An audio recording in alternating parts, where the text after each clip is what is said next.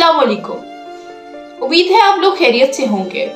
जैसा कि पूरा पाकिस्तान जानता है कि 8 फरवरी को इलेक्शन है। ये सिर्फ इलेक्शन नहीं बल्कि हम बच्चों का, हम नौजवान लोगों का और हमारी पूरी कौम का मुस्तकबिल है। और हम लोगों ने ही फैसला करना है कि हक के साथ कौन है और हक को मद्देनजर रखते हुए हमने उसका साथ देना है। तो इस तरह शायर ने कुछ अशआर पेश किए हैं जो मैं आपके सामने पेश करती हूँ। हम कैदी हैं चंद घरानों के, इब्लीसों के, शैतानों के, गद्दार वतन की मट्टी के, मक्कार सियासतदानों के। हम कैदी हैं चंद घरानों के, महकूम हैं हम, मजबूर हैं हम, कुछ कहने से माजूर हैं हम।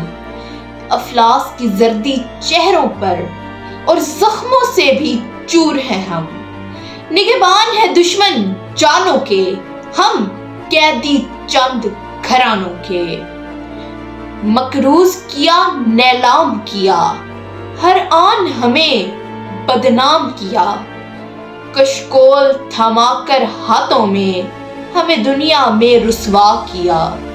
खुद मालिक तख्त खजानों के, हम कैदी चंद घरानों के।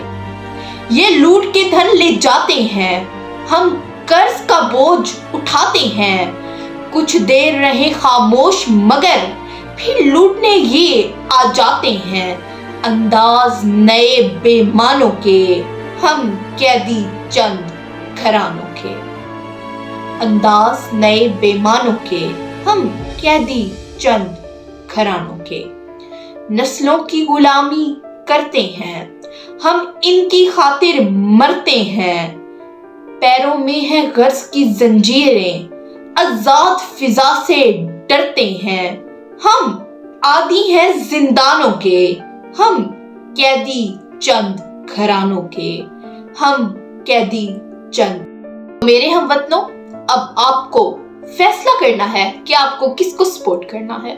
हम बच्चे तो गैर सियासी होते हैं, लेकिन आप लोग वोट का हक रखते हैं, तो अपने वोट का सही इस्तेमाल करें। 8 फरवरी को अपने वोट के साथ अपने मुल्क की हिफाजत के लिए खड़े हों और उसी के वोट दीजिएगा जो आपके हक में हो।